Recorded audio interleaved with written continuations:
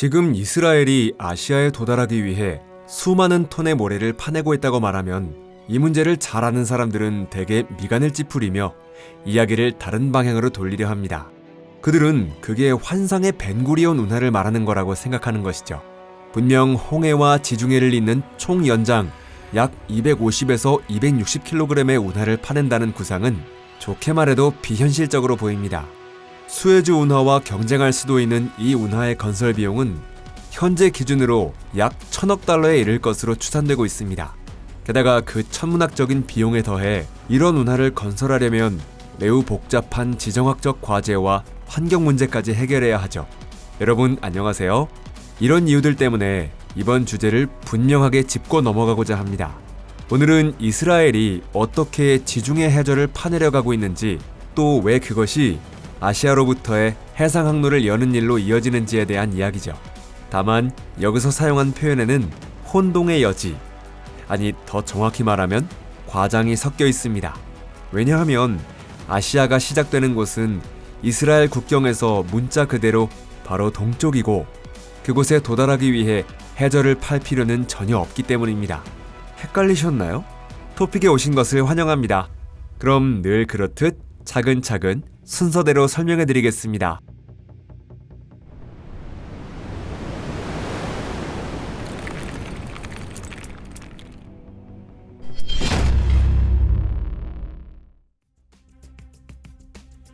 프로젝트의 역사.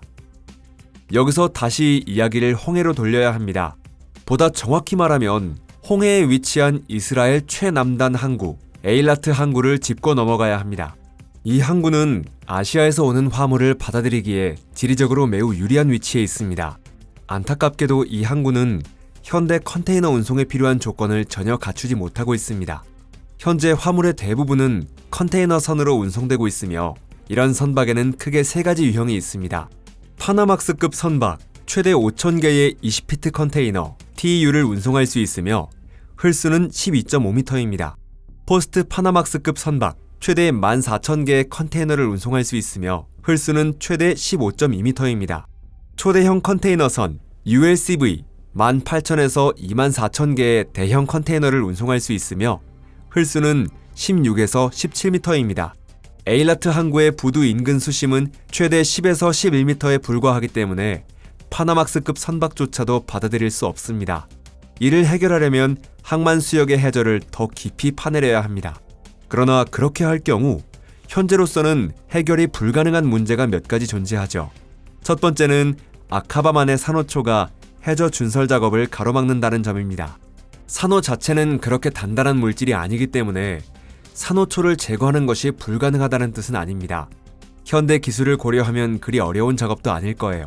하지만 이처럼 매우 희귀한 생태계를 파괴하는 데에는 전 세계 환경보호 활동가들이 강하게 반대하고 있죠.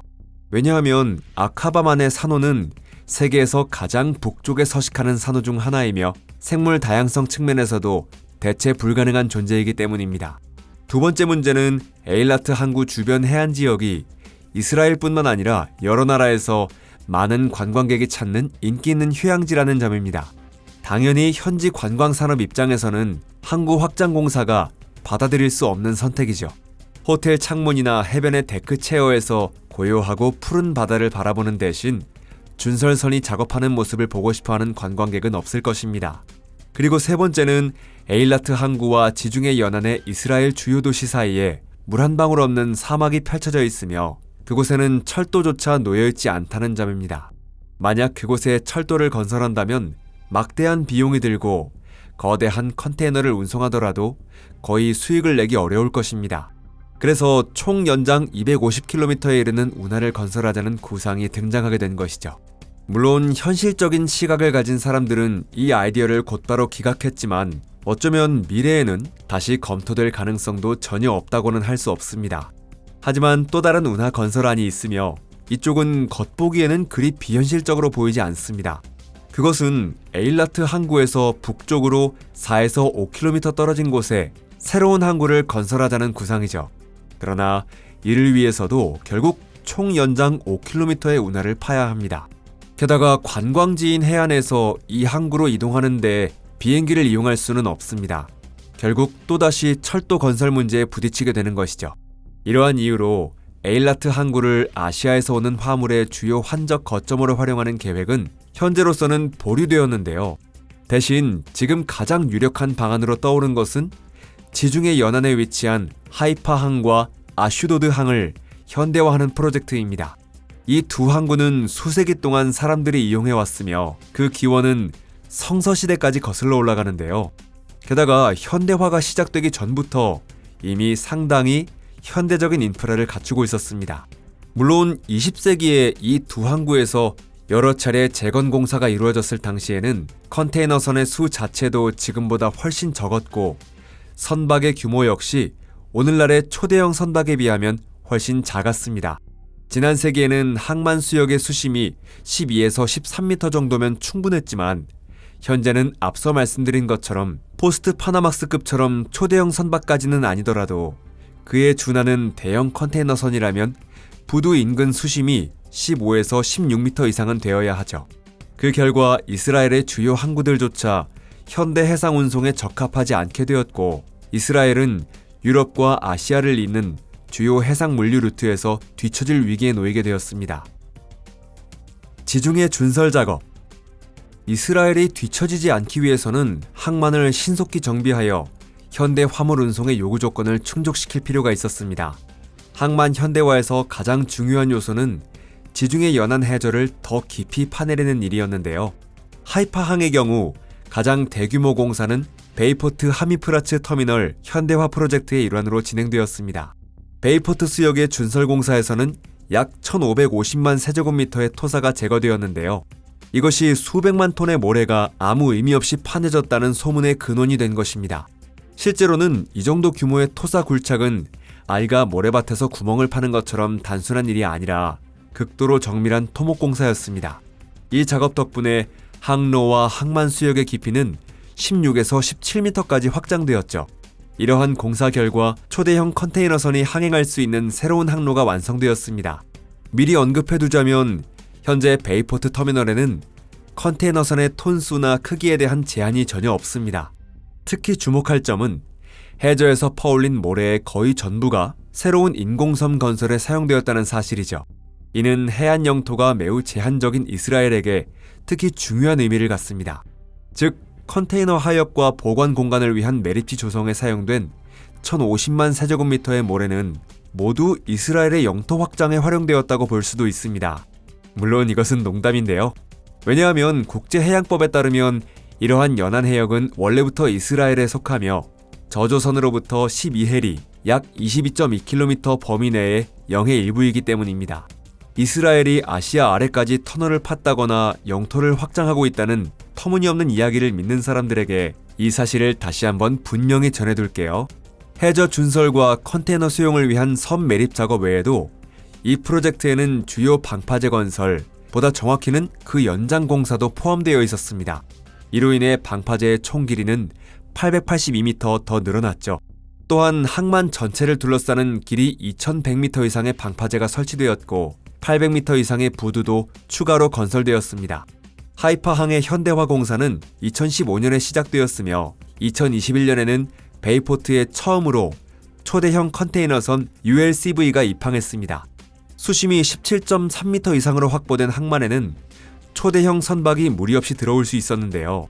그러나 베이포트 현대화 공사가 시작되기 전인 2010년 그 인근에는 이미 카르멜이라는 또 다른 터미널이 건설되어 있었습니다.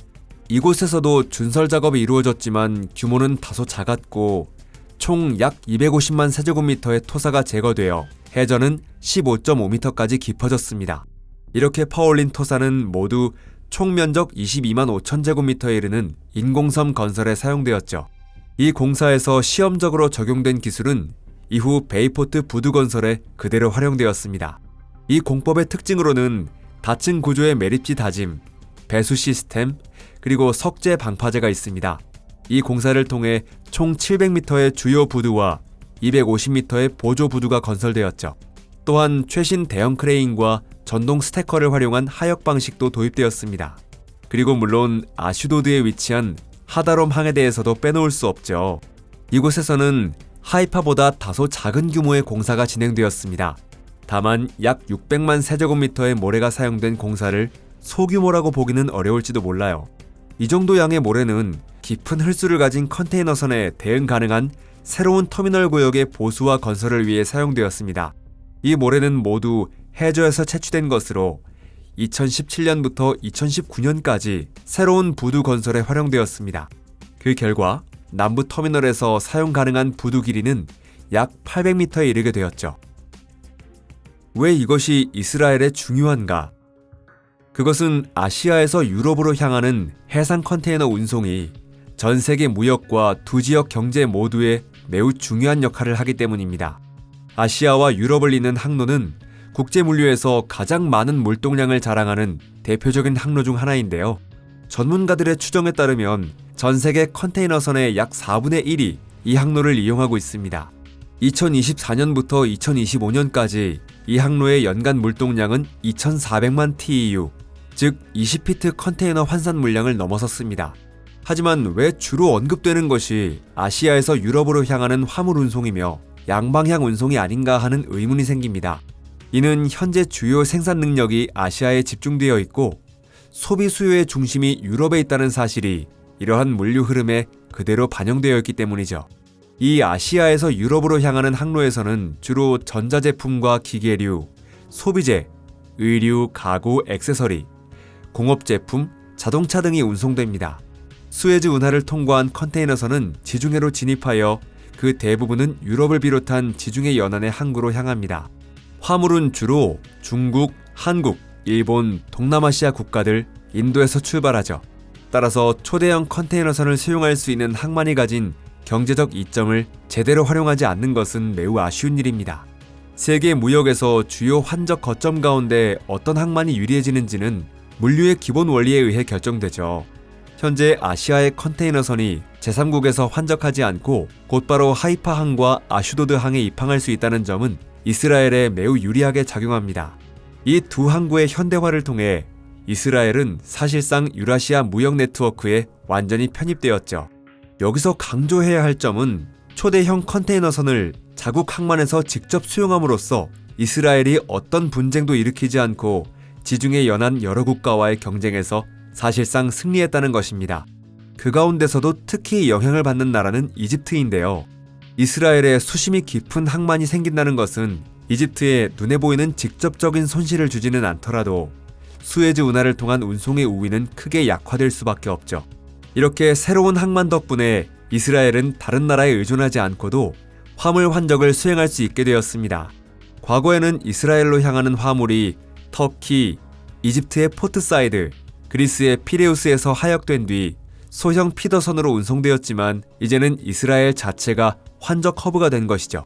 포스트 파나막스급 선박이나 초대형 컨테이너선, ULCV와 같은 대형 선박은 더 이상 이집트 항만에서 하역하지 않고 그 규모에 맞는 하이파항이나 아슈도드항으로 향합니다. 이곳에서는 최신 컨테이너용 겐트리 크레인을 통해 24시간에서 48시간 사이에 하역이 완료됩니다. 하역과 통관 절차가 끝난 뒤에는 컨테이너가 피더선으로 옮겨져 최신 초대형 컨테이너선을 직접 수용하지 못하는 동지중해 항구로 운송됩니다. 이제 눈치채셨겠지만 중요한 것은 지중해 해저에서 수백만 톤의 모래가 채취되었다는 사실이 아니라 이스라엘이 하이파항과 아슈도드항을 전면적으로 현대화함으로써 아시아와 유럽을 잇는 항로 위에 핵심 물류 거점을 구축하고 21세기 글로벌 해상무역 네트워크에 완전히 편입되었다는 점입니다. 한편 홍해에서 지중해로 이어지는 대운하 건설 프로젝트나 에일라트 북쪽에 더 짧은 운하를 파는 계획은 현재로서는 단순한 구상에 불과한데요. 이러한 계획이 얼마나 비현실적인지는 시간이 지나면 자연스럽게 드러날 것입니다. 그때가 되면 반드시 여러분께 상황을 전해드릴게요. 오늘 영상이 마음에 드셨다면 꼭 좋아요를 눌러주시고 주변 분들과 공유해주세요. 여러분, 시청해주셔서 감사합니다. 그럼 다음에 또 뵙겠습니다. 안녕히 계세요.